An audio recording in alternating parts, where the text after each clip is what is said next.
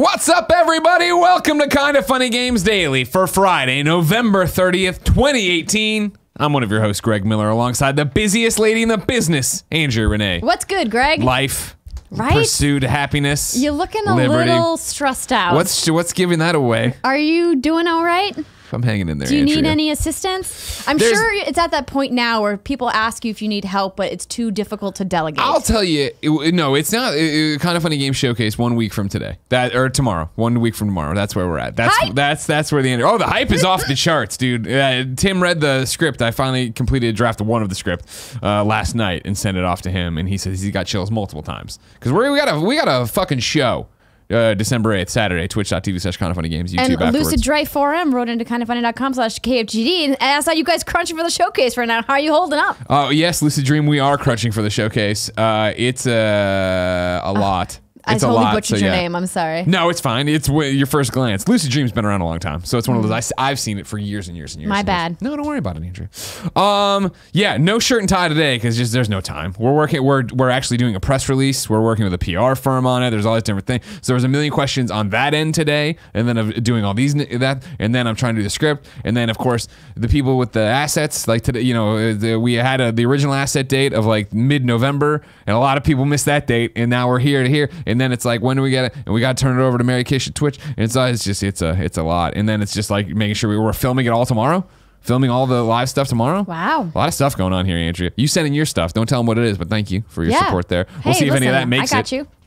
Whole bunch of things. It's all changing as it goes. You know what I mean? Yeah. It's all changing. And then I've got to have the final answers for tomorrow, though, on what we actually say into a camera. And the hard part for you is you have to really stick to your guns with those deadlines and tell people, like, if you don't make the deadline, we got to cut you. For the most part, honestly, everybody's been great. And even the people right now, we're like 4 or 5 assets short probably of where we're supposed to be. And those people from the get-go have been like, we're going to do it. It's going to come down to the wire or whatever. And I'm like, I get it. Like, we understood. And, the edit will be fine in terms of getting it there. I just want the main thing, of course, this Jeff Keighley guy throwing this little Game Awards event we're going to. I want to make sure, this for us is locked on Wednesday night. Right. So that I can hand it off to the partners we need to hand it off to. And we can go to the Game Awards, you and me, get drunk. With Jen. Heck yeah. John will drink Diet Cokes, but we'll party. Or did you book dinner? Are we doing a dinner? I haven't booked yet. All eyes are on you to fix this, Andrea. Okay. You and Tara Bruno. You're the only people who I know can make this happen. Well, listen, if anything needs to get done, Tara and I are on it. Exactly. Yeah. Tara Bruno, crazy woman. I mean, she was, it's because I was talking about her on one of the shows recently, and it made its way back to her. I think Gamescast. Gamescast, because I had the Astro guys, and she had set that up or whatever. And then, of course, she's another one for the Kinda Funny Game Showcase, killing it. You'll hopefully, if everything works out, you'll see what I needed help for other developers, other personalities, all this stuff. And she's like, I got you. And she's on a plane sending me a bunch of stuff. If you ever need anything done, Tara Bruno will get it done. That's it. Tara Bruno PR, right? Is that the Tara Bruno PR? Yeah, that's her company. Hit her up. Work with her. If you didn't know, this is Kinda Funny Games Daily. Each and every weekday on a variety of platforms, we run you through the nerdy video game news you need to know about. If you like that, be part of the show, kindafunny.com/KFGD with your questions, comments, concerns, bad PSN names for a little while longer, and everything else under the video game sun. Quick aside that I'd never do in the intro, had a dream/nightmare, I guess, the other night that PlayStation came out and was like, listen, it's too hard to change names. We're not going to be able to do it. And I was like, damn, I can't believe they put up this announcement. Oh, man. People would flip out. That would be bad. If you're, you can watch this recorded live, twitch.tv/kindafunnygames. If you're watching live, you have a special job. Go to kindafunny.com/you're wrong and tell us what we screw up as we screw it up so we can set the record straight for everybody watching later on youtube.com/kindafunnygames and listening on podcast services around the globe. Housekeeping for you, the Kinda Funny Game Showcases 1 week from Saturday. We have 60 games to show you and we couldn't be more excited. Come see what we've got. Saturday, December 8th at 10 a.m. Pacific time on twitch.tv/kindafunnygames. If you're out and about, you can follow at Kinda Funny Vids on Twitter for all the news, or catch the showcase later on youtube.com/kindafunnygames. Remember, once we wrap on Twitch, after party, twitch.tv/kindafunnygames, we'll be playing Smash Brothers.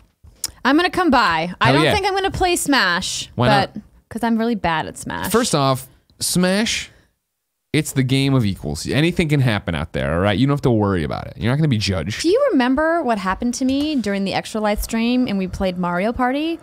And I almost killed Aiden. I do remember that. It almost happened. I just, you get a little too competitive. Yes. I understand. It's a bad flaw of mine, but at least I recognize that it's real. Sure. Yeah. But you need to use that competitive streak to beat Nick Scarpino for the I'm world going title. to. All right. You know, in the morning show, he tried to convince me that we should play Smash, and I said, it's never going to happen. I will never challenge anybody in Smash because I know my weaknesses.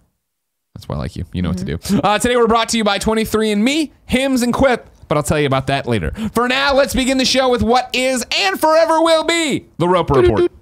Time for some news. 3 items on the Roper Report. A baker's dozen. Andrea, I believe this first one speaks to you. Ooh. Anthem has news on the closed beta. This is from Chris Pereira over at GameSpot.com.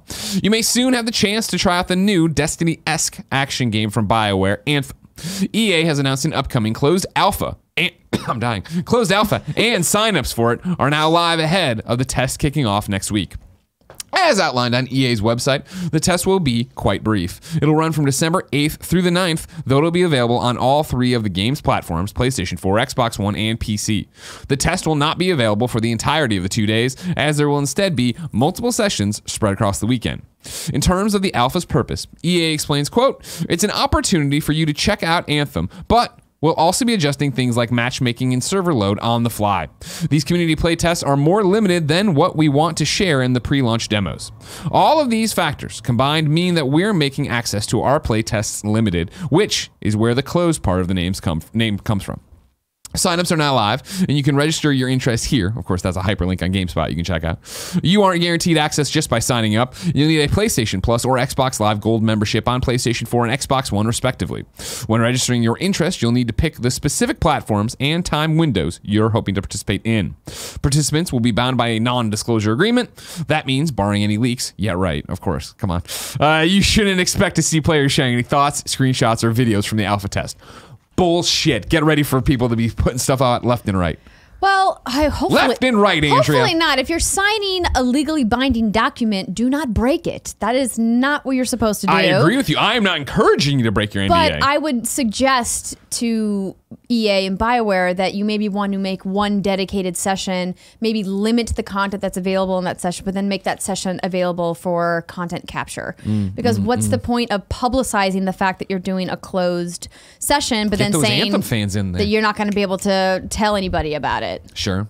They've done that. I mean, that's usually how a lot of the stuff works. Not usually, but a lot of times. But they don't spread the news far and wide. It's like, it kind of comes about more organically. Right. Maybe I'm wrong about that. We have a place for that. It's kindoffunny.com/you're Yeah, wrong. that's going to be hyperbole and, come on. Yeah, nobody don't knows editorialize it, but Yeah, maybe yeah. if you guys have a specific closed alpha or I'm closed just saying, beta I example. know that there's an Anthem fan who got excited about this, clicked on the link, registered, and didn't read any of that. Much like when a young Greg Miller got into the PlayStation Home beta at IGN and then made videos and wrote a giant article, and Sony hit up the young Greg Miller and was like, "What the fuck are you doing? You signed an NDA." And I was like, huh, all right.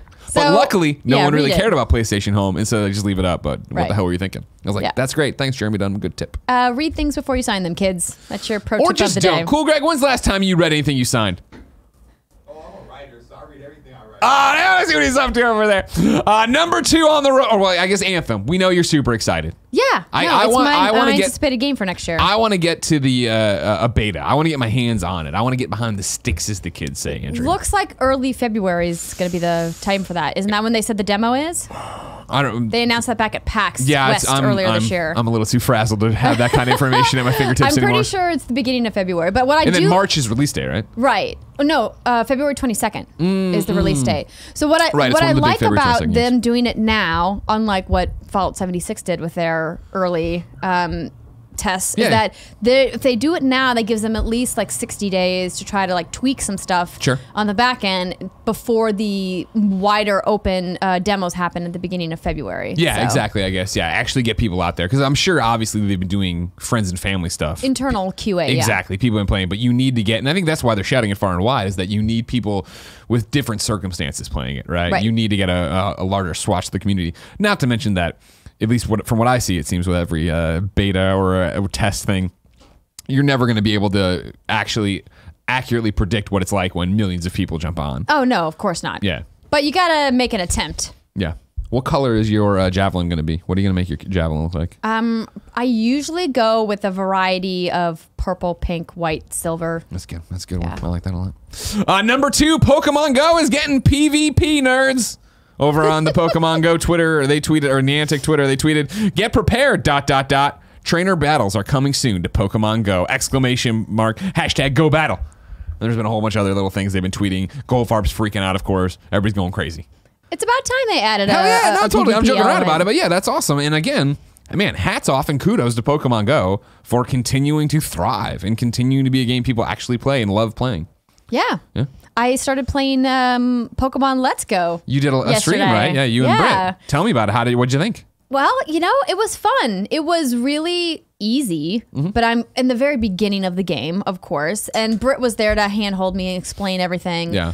Because I'm very clueless about how Pokemon works. And, shout out to everybody who showed up in the chat yesterday.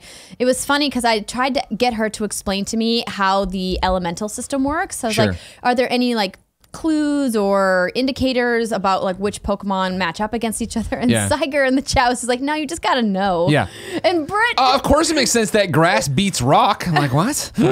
yeah, Britt was like, oh yeah, you just use your brain. And I go, wait, what? And she was like, wait, that came out wrong. And then she just showed me this giant spreadsheet, and I was like, whoa, okay. Yeah. So clearly this is something I'll need to study for a long time, which I'm not gonna do. No. Are you gonna go back to it, you think, or is this just something you tinkered with and you're like, all right, cool? I mean, it might be something I play if I'm traveling. Yeah. On my Switch, on an airplane or something, just to kind Pass of the time. relax and chill out. That's what I played it on the trip out to Chicago, the trip back to Chicago, and when we went down to LA for Survivor Series, and that's exactly what it was. It was a great one to pair with conversation with Jen, or on the way back I was watching movies or had movies on, listening to them while I was catching Pokemon or whatever, because it is, with all due respect, for the most part, pretty mindless, right? Of wandering around, I need more Pokeballs, I'm capturing, I'm getting XP, I'm going up against an enemy, they're too tough, I'll go back and farm some more Pokemon, I believe is they're called. Oh, that's the plural, the not Pokemon? That just really pisses people off.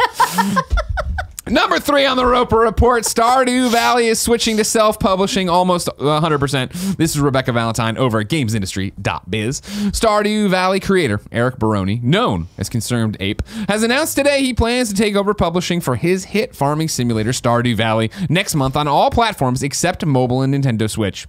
Baroni is the sole developer of Stardew Valley, but Starbound and Wargroove studio Chucklefish has handled the publishing role on all the platforms since it launched in 2016. Chucklefish will remain as publisher for the Switch and mobile versions, parentheses including an upcoming Android release, but Baroni will take over all other versions on December 14th. Quote, when I first released Stardew Valley, I was a complete novice to the video game industry, Baroni said. Chucklefish, as my publisher, oversaw the distribution, console ports, and translations of the game.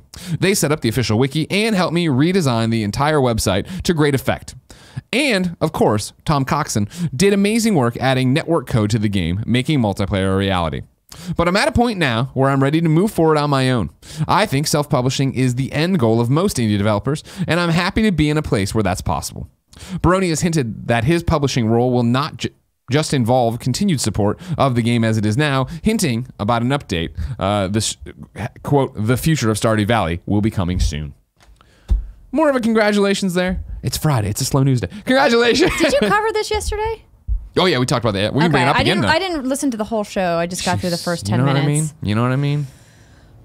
Busy Slady. It's okay. I understand. It's in your title. No, but shout out to Stardew Valley doing so well that it can branch off and publish on its own. I do think that is the goal for most indies, right? Absolutely. That's how they retain more of their profits, by not having to splice off a percentage to somebody else. And it's cool to see an indie game be that successful. And it sounds like this relationship with Chucklefish is good enough that they seem to be like, all right, great. I'm glad that you're able to break off and do your own. We'll still help you here, but we're happy for everything that's happened. I have to make a confession. Oh God, here we go. Every time I see this shirt, it weirds me out. The Kind of Funny glitch tee, available on kindoffunny.com/store right now. I'm like, I have to do a double take, but it's intentional. Yeah. Yeah. You like it or not like it? It's attention grabbing. You'll give me that. It is. I have to say I like the other new design a little bit better. Oh, the KF side one? Yeah. Yeah. I wish you guys had it in a lady stock because it would look so cute with the curve on the side. Joey! Joey! Huh? Oh, on the Wii U, getting ready for it. I understand. All right. Well, then tell her, get out there, figure it out. You know what I mean? Thank you. Because she's got to do it as a merch people. I don't know. Yeah, this is the thing here now.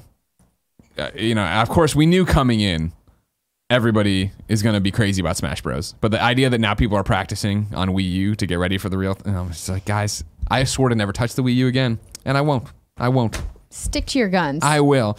Andrea, yes. I can't wait to see what the future of Stardew Valley is, but it's so far away.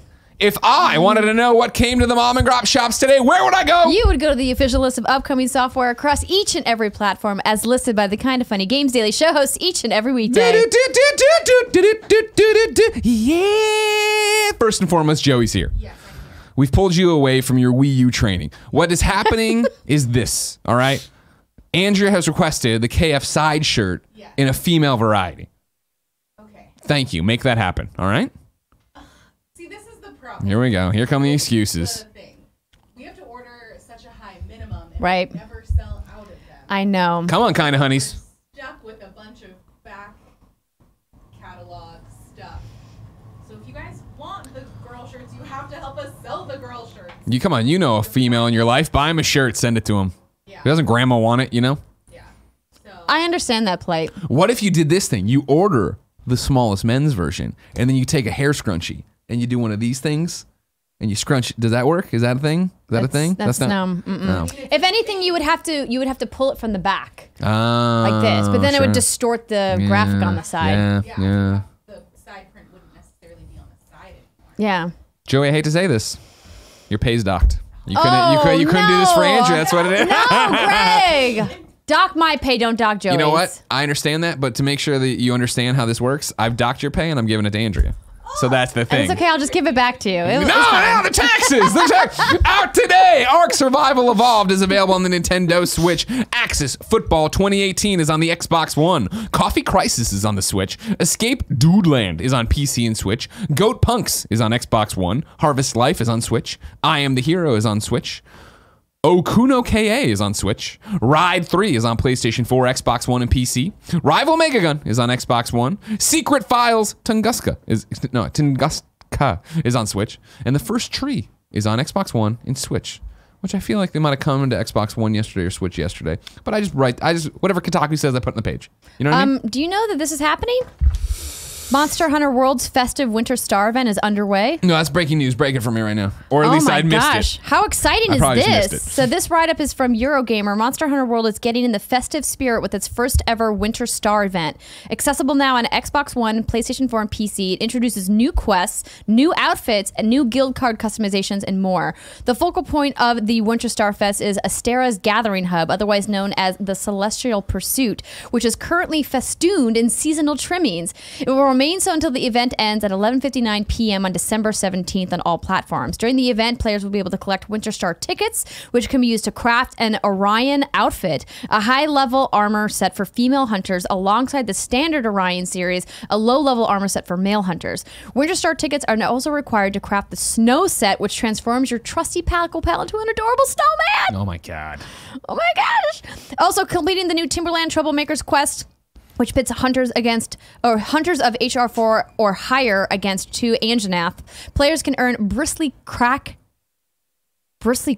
tickets? I don't know what those are. They are used to craft and upgrade the Bristly Pincushion Hammer, modeled after the distinctive bird found in Monster Hunter World's perilous habitat. The Winter Star event also grants access to the sealed Eye Patch and Wiggler Head layered armor sets, both of which can be created from the materials earned in the new King's No Fear quest, which is available to HR13 or higher. Unclear if the hammer and layered armor sets will be available on PC, given that their related quests aren't currently listed as active on the platform. There's also new outfits for Handler and Poogie, the latter of which will be available after the event ends, plus the new Winter Star platter, which can be purchased and shoved graciously into your slathering maw via the canteen and the Gathering Hub. This is cool. This actually makes me want to go back into Monster Hunter World. What a fucking game Monster Hunter World is and was. But man, I've never been more angry that Kevin was right. Of that when I did 130 hours, then started playing other stuff, and he's like, "We're never going back." And I'm like, "No, we'll go back when big DLC comes," and we've never gone back. It's so hard to jump back into. I don't, you know what I mean? Like we were in such a rhythm. We had so much fun. This is not what I want. Austin Creed, Xavier Woods, so much good times. I miss it. Yeah. But again, not going back. Gotta get ready for the Division. Sorry. Oh my gosh. Division's right around the corner. He looks like Santa. Yeah. I don't know. I'm watching the trailer for the DLC. Hard to believe it was this year too. Yeah. It feels like a lifetime ago where everybody was playing Monster Hunter. It was a long time. Well, January. Yeah, pretty much a lifetime ago. No new dates for you. No one announced anything. It's Friday. Deals of the day, however, Gravity Rush 2 is only $6 on the PlayStation Store through December 3rd at 11 a.m. Eastern Time. I think this is only North American. And then Ignacio Rojas wrote in to kindafunny.com/KFG to say, deal of the day, the C64 Mini is $59.99 on Amazon, down from $79.99, and he got that from Wario64, friend of the show. Andrea? Yes. It's time for Reader Mail. All But right. first, I'm going to tell you about our sponsors. Number one, 23andMe. Now through December 25th, the 23andMe DNA kits are on sale. 23andMe helps you understand your DNA and what it can tell you about your family's story. It's named for the 23 pairs of chromosomes that make up your DNA. 23andMe Health and Ancestry Service includes 90+ personalized genetic reports that offer DNA insights into what makes you unique. It's easy to do. You simply spit into a tube provided for you in your 23andMe kit, register your sample at the personal 23andMe account, and in a few weeks you receive your personalized online reports. I did it. I'm very white, 52.5% British and Irish, 17.2% French and German, and a whole bunch of European stuff right there. But I like it because it shows you obviously a little bit of health stuff, like what you should be looking for or going out for. It does a whole thing where it connects you with other people who've done it. If you want to, there's a whole bunch of different privacy settings. I'm like, tell them everything. I don't care. Give it away. And then of course, it's a good gift. You give this to anybody and be like, hey mom, spit into this. Hold on. Now through December 25th, you get 30% off any 23andMe kit. Order your DNA kit at 23andme.com/games. That's the number 23andme.com/games. Again, that's 23andme.com/games. Next up is Hims. 66% of people lose their hair by the age 35. And the thing is, once those guys start to notice it, it's too late. It's easier to keep what you have than try to get back what you lost. Go to forhims.com. It's a one-stop shop for hair loss, sexual wellness, and skincare for men. Thanks to science, baldness can be optional. Hims connects you with real doctors and medical-grade solutions to treat hair loss. You get well-known generic equivalents to name-brand prescriptions to help you keep your hair, and there's no waiting room, no awkward in-person doctor visits when you go to forhims.com, just like Nick Scarpino and Andy Cortez did. They took photos of their hairline, went on to forhims.com, got paired up with the doctor, and got those generic equivalents sent to them. And now Nick steals Andy's gummies, and Andy gets very angry. Order now. My listeners get a trial month of Hims for just $5 today, right now, while supplies last. See the website for full details. This would cost hundreds if you went to a doctor or a pharmacy. Go to forhims.com/gamesdaily. That's FORHIMS.com/gamesdaily. Forhims.com/gamesdaily. And finally, it's Quip. There's a buzzy gift on everyone's list this year. It's something they'll use twice a day. It was featured on Oprah's O List, and it's perfect for everyone with a mouth. That's right! Gift of the year is Quip, an electronic toothbrush designed to make brushing better. Quip was designed to make your brushing process simple, affordable, and even enjoyable. Quip makes holiday travels clean and easy with a multi-use cover that mounts to mirrors and unmounts to slide over the bristles for on-the-go brushing. Quip doesn't require a clunky charger and runs for 3 months on one charge. It's the gift that keeps on refreshing. The brush heads are automatically delivered on a dentist-recommended schedule every 3 months for $5, and you can even gift prepaid refills for a year to make sure they're never using old, worn out, ineffective bristles. That's why Nick loves it. I want to use it real bad. I need to use the offer code. Still haven't, but Nick on the other time, brushing over there. Gia, brushing all the time, having a good time. Did you use it? I forget. I have a Quip, yeah. It's nice. It's sleek. I got the silver one, the metallic one. I gotta get moving on this. It's great. Everybody's using Quip. Quip looks like a big ticket tech gift with a stocking stuffer price starting at just $25. If you go to getquip.com/games right now, you get your first refill pack free with a Quip electronic toothbrush. But you don't have to tell the giftie that. That's your first refill pack free at getquip.com/games. Alexandros writes in to kindafunny.com/KFGD and says, how would you introduce someone over 50 to gaming? Which games would you start with? That's a good question. That's a good question. That's a great question. It's actually a question we get quite often, and it's not necessarily over 50, but just people who are new to gaming in general. Yeah. And I have previously said and stand by that mobile gaming is a great way to get people in because a lot of us are using smartphones. Almost everybody's using a smartphone now, with the exception of my grandma who still uses a T9 input. My dad has a flip phone still. Yeah. And so like we are used to tapping on the glass and kind of interfacing with a touchscreen. So that's a really nice and easy way. Or you can start with an adventure game, like a traditional kind of point and click adventure game. Yeah. Something like from the Telltale series, those games are really Walking easy Dead, to Game of navigate. Thrones, something like that, right? Yeah, because you don't want to jump somebody into something that's 3D that requires movement and camera control with dual sticks, because that's really kind of a foreign thing. If we all remember back to when we first learned it, right? Way back. It just takes some time, and maybe that's not the best way to onboard somebody. I think honestly, and this is, Alexandros. I don't understand exactly why you're introducing them. Just to show them what games are, or to try to get them into games, or so on and so forth. I know it sounds crazy. Stick with me.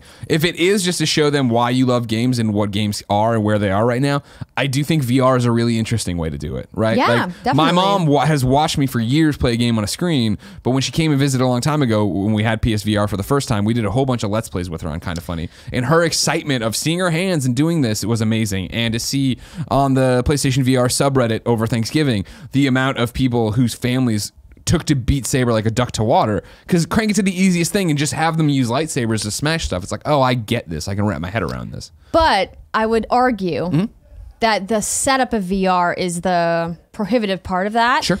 Unless you're always going to be around to help them set it up. Well, again, that's my thing is because I even need to look on YouTube to remind myself how to put my VR set together. This is my thing of, I'm not saying this is how hey, I'm interested. I want you to play games and buy all this stuff. I would not start with PlayStation VR. But if it was simply like, hey, I think video games are a transformative media and amazing, I want to show you something that will blow your mind, that's what I would drop them Agree. into. Yeah. Okay, No, okay. VR is super impressive. We brought it home to the Drakes last year for Christmas. Yeah. And had the cousins and everybody tried and everybody loved it. Sure. I think that, any kind of handheld device is good too. If you have like a 2DS or a 3DS laying around that you're not using, it might be a good way to, re-gift it or be like, hey, I'm not using this anymore, but it's a really easy way to kind of get a somebody brain in. age on there or something. Yeah, exactly. Because video games are great at stimulating your brain and keeping your mental health active into the twilight years. I mean, there's lots of research about that. So if you have like grandparents that maybe, have a lot of downtime because they are no longer caring for children or anything else, like maybe that's a good way for them to pass their time, is to keep their brain going. 100%. Question. You brought the VR home to the Drakes, as you said. Yes. Are all the Drakes as cynical, as jaded, as biting as your husband? Or did he just get that, He's actually a very upbeat, wonderful guy. But but he's got that tinge to him. Yeah, He'll cut you. Yeah, he does. Yeah. No, they are not. They're very lovely, sweet people. His brother has a really sharp sense of humor too. Yeah. So when they get together, they'll banter a lot. Back and forth. I don't like that. Quid pro quo. As breaking news from You're Wrong, Zaire reports the Fortnite cross-account merge feature has been delayed to early 2019. Shocking nobody. Because today was the last day that was it's going to happen in November, they said. Today the clock was ticking, I guess, on it. Sand through the hourglass. Isaac Ramirez writes into kindoffunny.com/KFGD and says, what is up, Greg and Andrea? So yesterday it was announced that the Russo brothers are going to be part of the Video Game Awards, the Game Awards.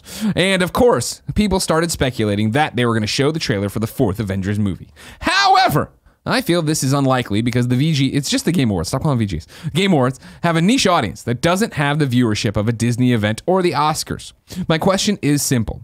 Do you guys think they are going to show Square Enix's Avengers project? Maybe Square Enix is using the Russo brothers to hype up the event and have more people come and watch the new trailer. Or do the brothers have an unannounced game project that they want to reveal at the event?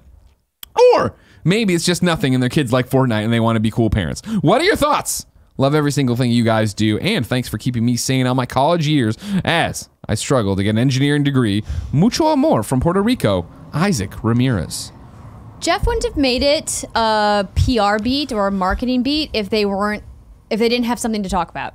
They would have just shown, if they were just fans and they wanted to come and be part of the event and be there, he would have invited them, given them seats and been like, come as my guest. Yeah. But if they're like, we don't want to talk to anybody, we're not announcing anything, he would have respected that and been like, just come and enjoy the show. Yeah. So the fact that they are working together and being like, these guys are coming, there's definitely an announcement happening. They're saying they're presenters. That's what they're labeled as on the little image, right?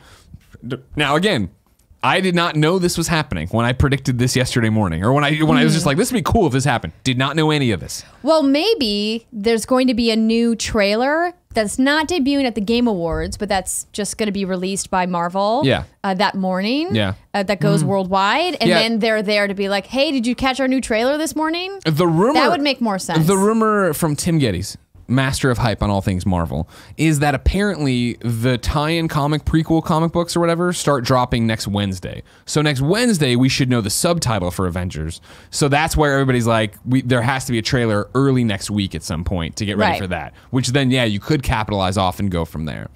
There's a few different things to it. I do not think it is that crazy, insane, impossible that, yeah, they would debut the Avengers trailer there. I know it sounds crazy. And you mean the Avengers movie or the Avengers game? I mean the Avengers movie. I think you're out of your mind. I don't think it's, I don't, okay, so hold on. Everybody calm down. Everybody put down the pitchforks and everything else. I don't think it's going to happen.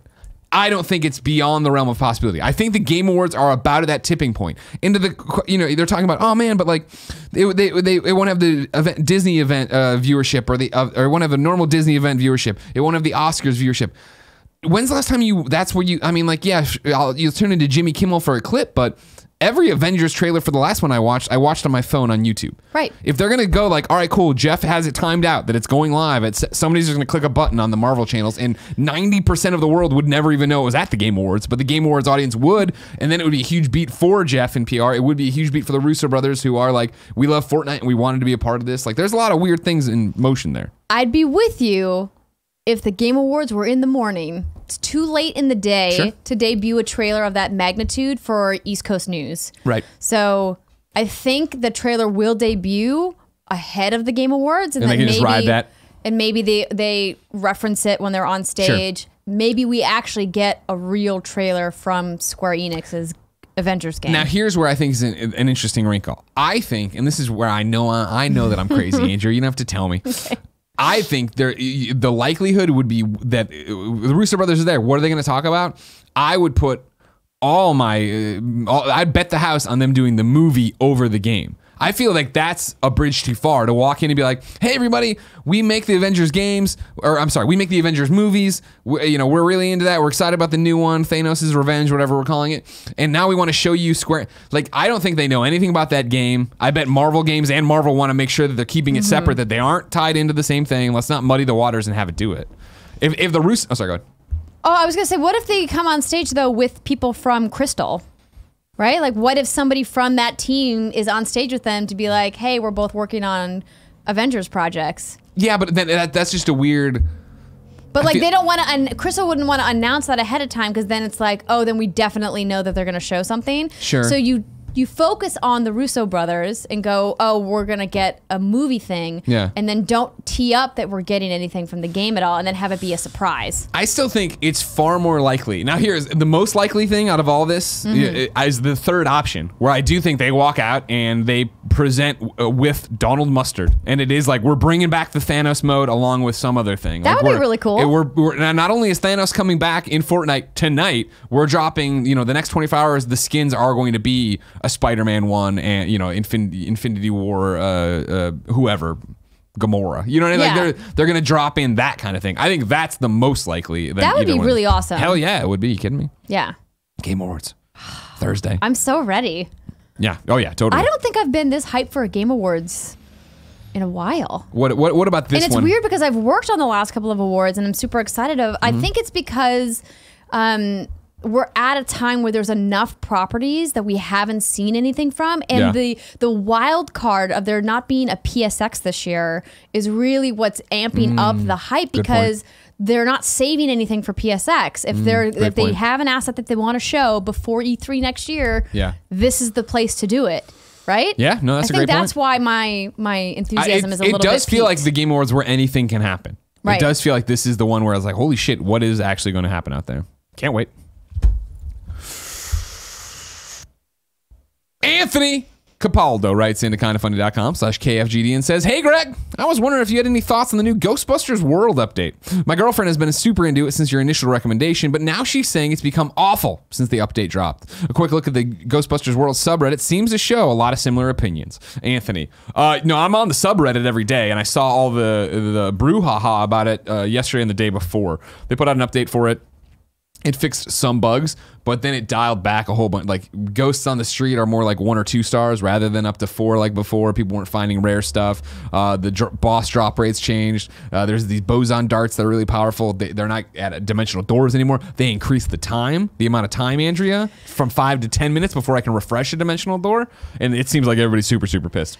Yeah, it's tough when you have a game that's built for microtransactions and then they put it out into the wild and then they balance it to make it less forgiving. Well, the problem, even the balancing of it maybe that's what they were doing. Hopefully that's what they were doing. The reaction from the community on the subreddit especially has been like, they're trying to just get our money now. Obviously. Yeah, because they also... because they have to keep funding the game, development of the game, but you want them to have like a happy medium of balancing it where it doesn't feel so punishing to players that have been in since day one. 100%. And that was my thing with Ghostbusters World, is that for a while there, every day, from when I wake up to when I got to work, I was doing it. I had it on my desk for a while. And then I hit the grind wall of what it was is like leveling up my team and stuff. And I was like, oh, this isn't even that enjoyable or whatever. And then I wasn't getting new ghosts anymore. And I was kind of hit the stall. So I kind of stopped playing, at least as hard as I was. I was still turning it on, doing stuff.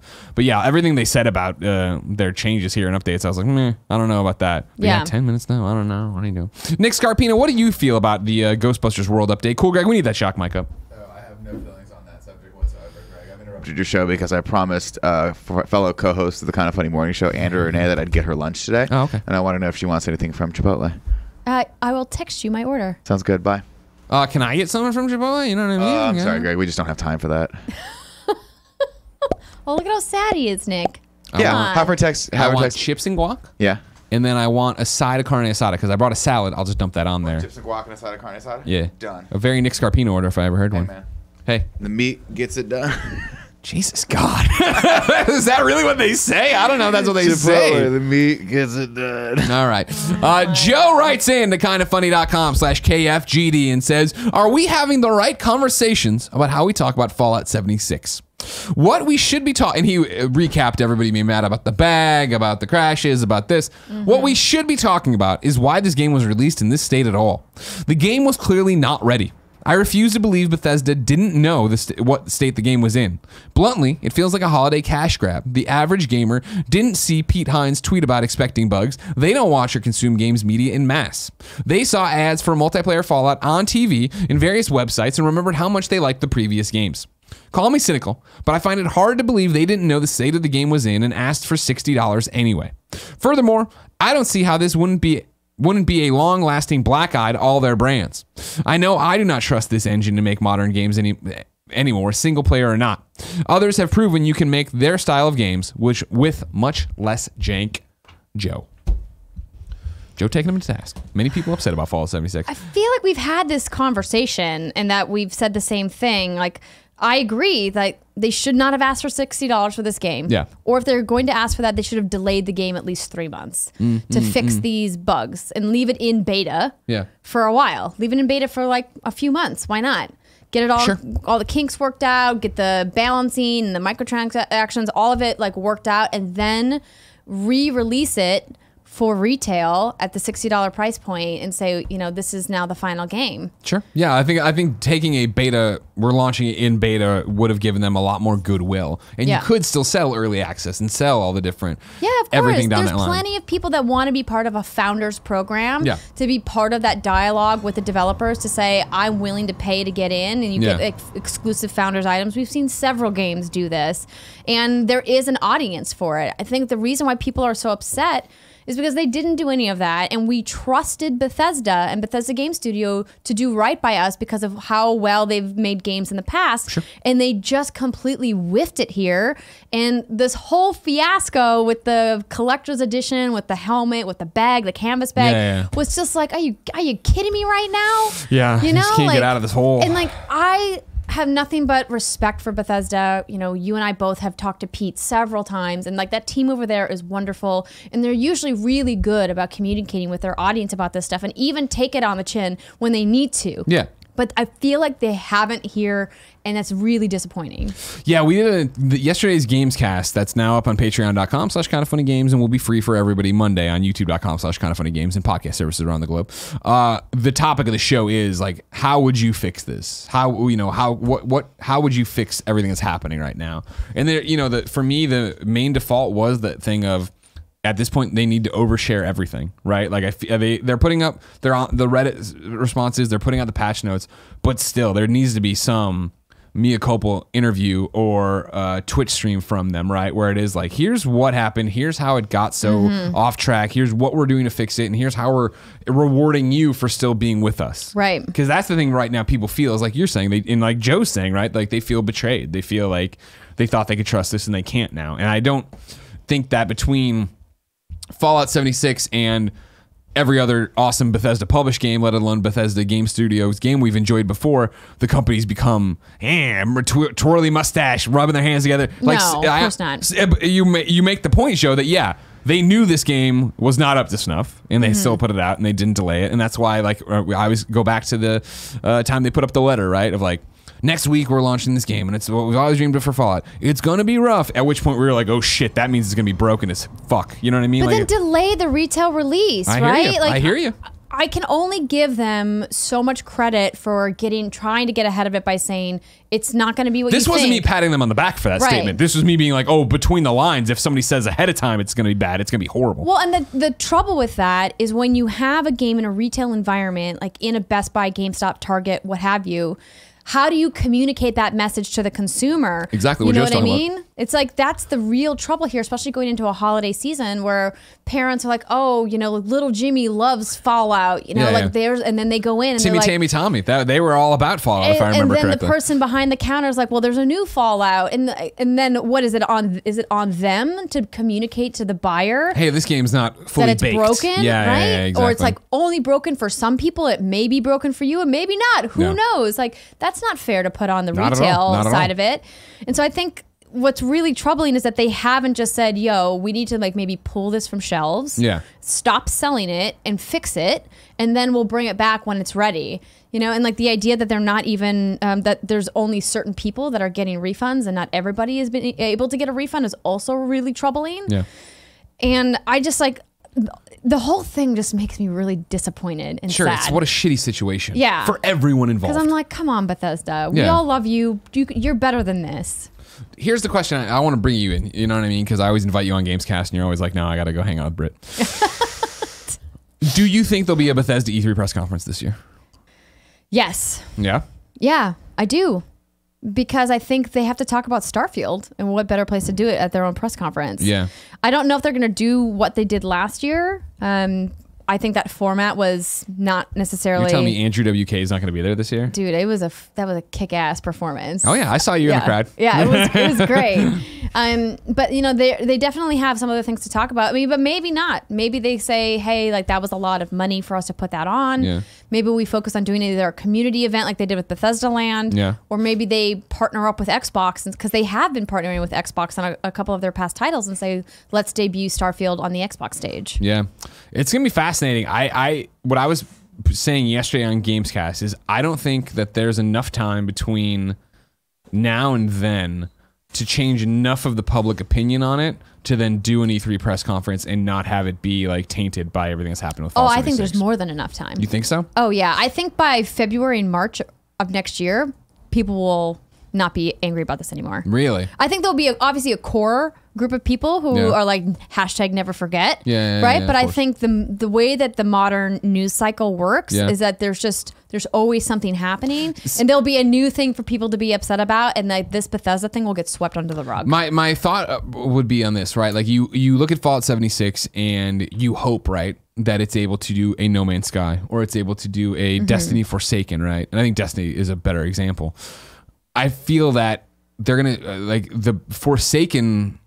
Like they're Forsaken, the Fallout 76 Forsaken, right? To save them kind of thing. Is in the same way Destiny... I disagree with your analogy Go here. ahead, please. No, tell me wrong. I don't think Destiny ever suffered from the issues that Fallout 76 is suffering from. I think it's like apples to oranges, what the problems with Destiny. Oh, no. I'm not saying Destiny was broken and everything. I'm just saying that I feel like Destiny was on the tracks, remember, where it was like, all right, we have a bunch of updates coming. They're not the ones you guys, the hardcore Destiny, want. That's a bigger one coming. That's what we're going to be. I feel like Fallout 76 is in a similar thing of it. Well, it's in a similar thing of in terms of actual game content of like, we hear you, you want more events, you want the maps to spread out, blah, blah, blah. That's going to be the stuff we fix in for our Forsaken update. But between then, we still have to make the game fucking run and people not being in T-pose and enemies not getting caught and stuff. And and I feel like... I think the reason I think it's different, sorry to interrupt you, is that, you know, Destiny had pre-sold these expansion passes, and so they had an obligation to put out these tentpole pieces of content, which is why they had to handle the messaging around Forsaken the way that they did, you know, with the other two expansions that came out, you know, Warmind and Curse of Osiris. Fallout 76 doesn't have that obligation, right? They haven't talked about DLC or expansion passes at all, which was blissful for them, right? Like, thank goodness they haven't, because now they can say, we hear you, which they have, right? They've already responded to the community to be like, we're fixing stuff, and now they can continue to fix it. I think they're going to stumble again if they try to put out paid content before they fix the base content that people have already paid for. I think if they're going to release anything new content-wise, it has to all be free. Sure, that's a great point. But the problem I have with trying to envision them doing an E3 press conference, right, is that the way all of this works, right, in public opinion and games media and so on and so forth is they're going to keep putting out patches that fix stuff, right? They've already detailed the first 2 that are coming out to fix this, increase storage, yada, yada, yada.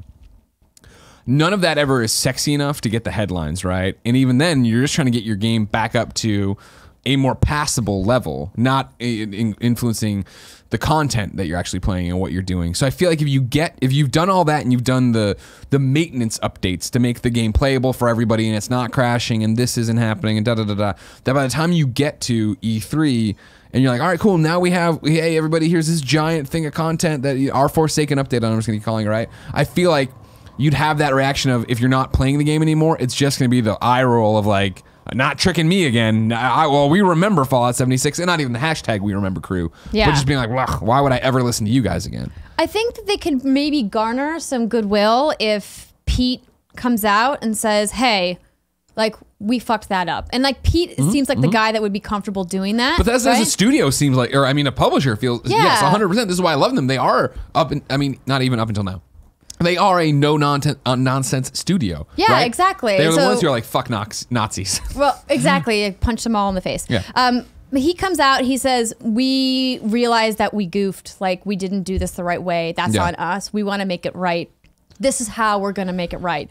We're rolling out an update for this, for this, for this. And then at the end of all of the things that they're addressing, they say something like, and to get you back in the game and playing, we're going to give everyone X amount of in-game currency for free to kind of incentivize you to come back and check it out. Yeah. I think if they do that, if they go out of their way to say, we're going to give you something as like an apology, I think that would go a long way. 100%. And that's, I think, the biggest thing with the canvas bag fuck up, right? Was like, it could have been very simple to be like, easily could have just given them a $50 or $100 of in-game currency. It cost them nothing. Ding, ding, ding, ding, ding. 1,000% correct, Andrea. Where I was like $5? $5? That's like a spit in somebody's face. I mean, and that was my thing. As I was talking about, I would have given $50, and I mean, yeah, 100, because like $100 or $200 collector's edition, right? Like 100 of that, or 70 to 100 of that is probably like the game and DLC, right? The in-game digital stuff. Sure. And then like that helmet was fantastic. That's really the bulk of what that cost is the helmet.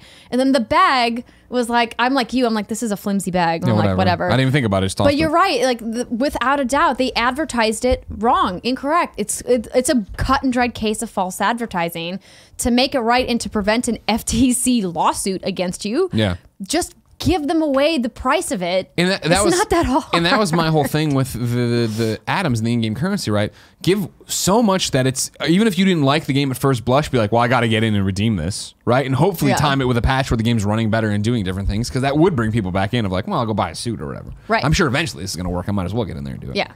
I digress. Barrack Obama, former president, writes in thekindoffunny.com/KFGD and says, this last June, I wrote into Kinda Funny Games Daily speculating that the video game industry was in a bubble and it was about to deflate. The KFGD crew largely refuted these claims.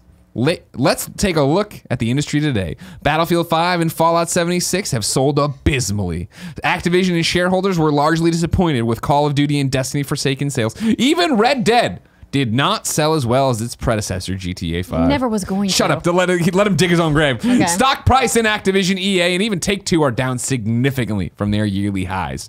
Do you think the industry is starting to experience some growing pains, or was the holiday just overly crowded this year? I think, Brock, I'm sorry, Mr. President. I wish we could say you were right, you nailed it, but no, like these are just the trends. There's winners and losers every holiday. And yes, there's no way Red Dead was going to be as successful as GTA 5. That's not how that works. Yes, Activision, the biggest like publisher / video game company, is never happy with any of their sales because they want everyone else crushed under their wheels. Even though it's still the #1 selling game of the year, Black Ops 4. Yeah, like I think with all due respect, Barrack, we're cherry picking things here, right? Like we could go, well, Spider-Man's the best selling PlayStation exclusive of all time, right? And like, yeah, Switch again is another one we talked about recently that looks like it's going to fall short of its lofty sales goals. But Did you see that Bloomberg article that came out today? Yeah. Oh, which one? The today one? Which one was today? They're big on the holiday or whatever. Yeah. But we talked about that a couple days ago with all the other stuff. There's just so many different moving pieces. I don't think this was the bubble for video games. I think it was people being too aggressive and not even. I mean, again, Battlefield 5 and Fallout 76. I can't speak to Battlefield. Have you played Battlefield? No, I've downloaded it. It's sitting on my Xbox One waiting for me. I mean, for Fallout, right? It's a game that's not that great. It's a game I enjoy, don't get me wrong, here and there, but like it's not that great. So like that, we can't look at that and be like, well, bubbles burst. Battlefield 5 shipping without its battle royale mode kind of seems like an incomplete game, and that's hard to get people behind. And it's so crowded right now, and EA has done this before. If they had even delayed that game to January, I think that would have helped that game light years to get out of the wake of all of the open world games that came out for September and October. Trying to put it out now, especially since like they haven't quite recovered DICE as a studio from what happened with Battlefront. And while Battlefield has a dedicated base of players, that's not enough to invigorate the people who maybe aren't interested in Call of Duty Black Ops 4, but are interested in the World War II stories that you're going to get in Battlefield 5. Yeah. And like, I don't know. It just feels like such a miss for them this year. And it's disappointing. I mean, there's just been no fanfare for it, right? I have heard no one talk about it. And just to be clear, we're not saying that game is bad. Not at all. We're just saying that no one's talking about it. Exactly. So yeah, I don't think this is the sign the bubble is burst for video games. I think they're still doing pretty well. Oh, they're doing better than they ever have as far as the financials are concerned. So I think it's just sprinkled out. It's kind of spreading the wealth around a little bit more than it has in previous years. And I think that's not a bad thing. I think, it's good to get some other players in to help diversify what the offering is. It's not good for the gaming community if one or two publishers are holding all the cards all the time. Yeah. Darthpoopsie writes in to kindoffunny.com/KFGD and says, so the Order 1886 came and went, and now the team went silent. Do you think there could be a sequel? I know the first game wasn't well received, but I enjoyed most of it, except the werewolf fights. Those were awful. And they set up a really cool world. I'd be kind of disappointed if they weren't given a second chance to wow us. Well, Darth, I mean, this isn't me making fun of you. Like, Ready at Dawn has been far from silent. Yeah, they've been working on really cool VR projects. Exactly. They are the ones who did Echo Arena. Then they had the sequel. What was the other one? It was Echo Arena. Echo Combat. Those games are awesome. And they also did that weird multiplayer thing that was like your little balls attacking each other or whatever. Oh, yes. The one that GameStop's studio published. Yeah. So they haven't been quiet. Me right now. Yeah, me either. Kindoffunny.com/you're wrong. They have not been quiet. Yeah, they just haven't been quiet. They've been quiet on the Order. I think, you're not getting an Order sequel. Deformers is the name of the game. Deformers, right. I wouldn't even say, the Order was, it was what it was. I found it to be kind of boring. Beautiful game. Yeah. But I don't think there's enough people clamoring for that, and I think PlayStation's found so much success that they don't need to worry about, hey, we got to make a sequel to The Order. But if anybody wants to spend a lot of money making a beautiful piece of art, it's PlayStation. It is first PlayStation. Party. It is PlayStation first party. All right. So we'll see. And then, did you put this one on here? What? No, I have not touched these show notes at all. I didn't like that question. I don't like how it got in there. I'm not doing it. I'm going away. Time to squad up, Andrea. This is where one of you writes in to kindoffunny.com/KFGD. Give me your name, username, platform choice, and why you need help in a video game. I read it here. The best friends come and find you, and everybody plays games together. Today, Craig Conway needs help on the PlayStation 4. His PSN is Conway23, all one word. Conway23 says, Need companions in Red Dead Online, even if it's just to keep an eye on me so I can check out my map without getting hog-tied by some, oh, he says the big C word. Oh, we understand. Don't do it. Well, I mean, he could, maybe he's over in the UK. Because when I was in London, I was throwing around the C word left and right, man. What? Huh? Am I taking out the time codes? Don't put it in the time codes. No, I'd cut it out. No. Yeah, I'd cut it out. Cool, Greg. I mean, again, there's whatever. just no need to put it. Whatever. You know what I mean? Yeah, it's fine. But we're. His point is getting across without you having to write it out. If you want to debate the C word with Conway 23, hit him up on PSN. Play Red Dead with him. Andrea, it's time for You're Wrong. This is where people write in to kindafunny.com/You're Wrong. We've been doing it live a little bit here and there. We've been mixing on the fly.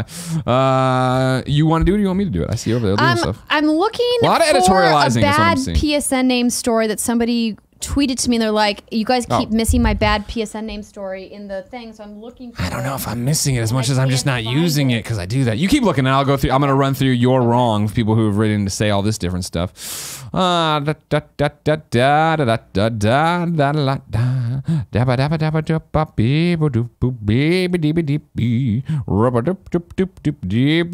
editorializing, guys, not necessarily being wrong. Yeah. Oh, here we go. Finally, Ignacio Rojas writes in and says, Tommy was an alcoholic and very into Fallout 4. He would often neglect his son Timmy while playing Fallout. His wife Tammy was cheating on him with her ex-husband, who I believe made pies. Someone in that equation made pies, correct?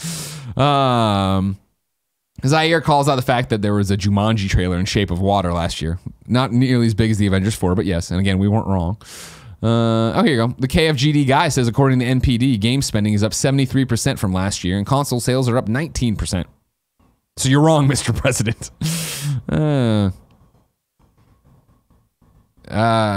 Albino Yeti says, Andrea mentioned on the morning show she would talk about the female nominees at the Game Awards in KFGD. Oh, yeah. So somebody wrote in on, I think, one of the tips to ask about the kind of lack of diversity that we're seeing in some of the nominees this year. And I'm with you that there certainly is, particularly in the performance category.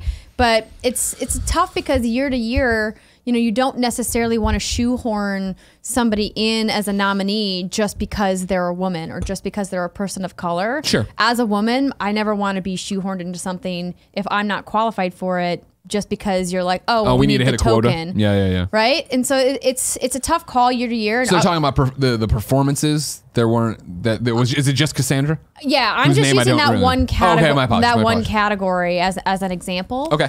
I don't remember the exact question, but yeah, it's definitely obvious this year that there isn't as much representation. And I think if you look at the other categories, the content creator category, and some of the esports categories, like there's just not a lot of diversity there, and that's disappointing. But the problem is that we just represent one vote each, right? Yeah. Our outlets do. There are 60 plus other people that are voting. So unless everybody chooses to want to nominate people that deserve to have a highlight instead of who their favorite is, that's their choice, and there's nothing we can do about it, unfortunately. Sure. Except constantly, like Greg is doing, bringing smaller creators on the show and tweeting about people, and like you guys do, you let us know which streamers you like, and you guys host other people's channels here on the Kinda Funny Twitch channel. Like, you got to just do every little bit you can to try to highlight people who are doing great stuff that maybe would never. And it's that thing too for the performer category, right? Like, really, there should just be one nominee, Cassandra. So it doesn't matter, you know what I mean? And I'll give it, Kratos did a pretty good job, Brian Decker, whatever. But Cassandra, right? She's great. Cassandra. Yeah. All right, so it doesn't matter. But what about the girl that played Kara in Detroit Become Human? She's great too. She was great on the following, a great Kevin Bacon show none of you watched enough and that got canceled. Yeah. So I'm just saying, the following, you should watch season 1 because it ends really well. Season 2 not that great, and then it got canceled. But yeah, no, I hear you. Cassandra should win though. I can't find this. I've gone through the thing twice now. I don't like them trying to subvert this of like, I write it all the time and you guys don't read it. That probably a reason. I read everything you guys write in. It's not that like I'm blind to it or you're doing it wrong. Your story probably wasn't that great. I'm just saying. I don't know.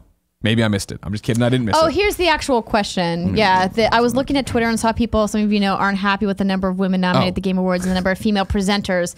Well, he has not announced the presenter list. The presenters is what they're upset about. Yeah. That's interesting. Women nominated and the number of female presenters. See, now here's where we get into an interesting discussion then. That is fascinating. And yeah, you're right. We don't know everybody who's been, who's a presenter.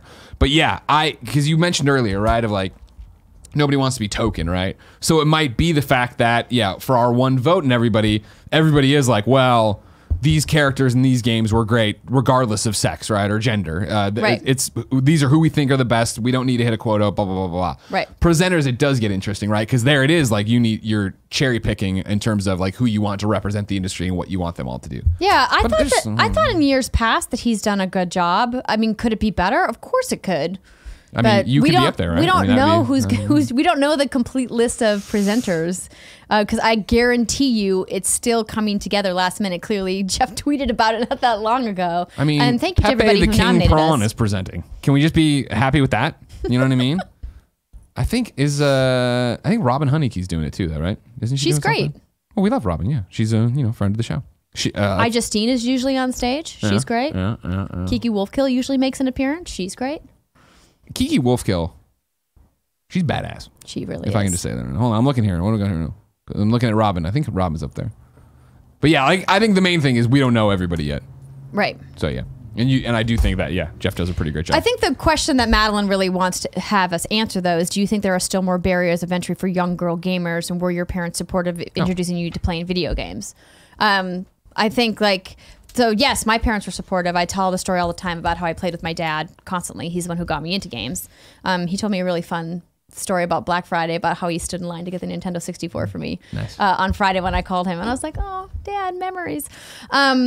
But as far as barriers to entry for young girl gamers, today, thankfully, the barrier of entry is not nearly as high as when I was a young girl gamer. There are many ways for young girls to get into video games today, which is so fantastic. And I think by the time the girls who are my age, when I was like 8 years old starting, those girls, when they get to be my age now, I think the conversation will be completely different. Sure. Because you are seeing and that's the thing of, I mean, as an outsider, obviously, just somebody who's, watching the industry, you talk about esports player, right? And of course, everybody knows who watches this. I know shit about esports, but I remember it being a big deal when that there was a woman signed to an esports team, and it was like the first woman on that esports team. And so even though she hasn't been nominated for esports player of the year, I assume, I don't remember who got nominated. Right now, you have little girls. Yeah, Gaguri, that's what I thought it was. You have little girls seeing her make it to a thing, which makes it real in their mind that that's a real thing for them, so they keep playing. It's the same way with developers, right?